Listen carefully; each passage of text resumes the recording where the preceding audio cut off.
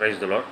ఈరోజు మనం దీని యొక్క వాక్యం చూసినట్లయితే కీర్తన గ్రంథం 115వ అధ్యాయం 12వ వచనం, యెహోవా మమ్మను మరచిపోలేదు, ఆయన మమ్మను ఆశీర్వదించును.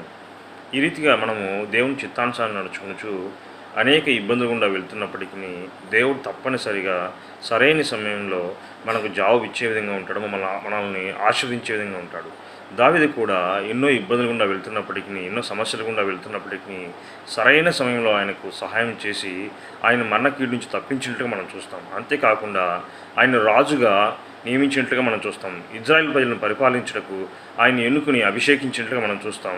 అంతేకాకుండా ఆయన పరిపాలనలో దేశ నలుమూలలో కూడా దేవుడు నెమ్మది ఇచ్చే విధంగా ఆయన కుమారుని పరిపాలనలో కూడా దేవుడు నలుదిశలో నెమ్మది ఇచ్చినట్టుగా మనం చూస్తాం. అంతేకాకుండా సొలొమోను మహారాజును కూడా ఎంతో ఆశీర్వదించినట్టు మనం చూస్తాం. ఈరోజు నిన్ను నన్ను కూడా దేవుడు నెమ్మది దయచేసి సరైన సమయంలో ఆశీర్వదించును గాక. ఆమేన్.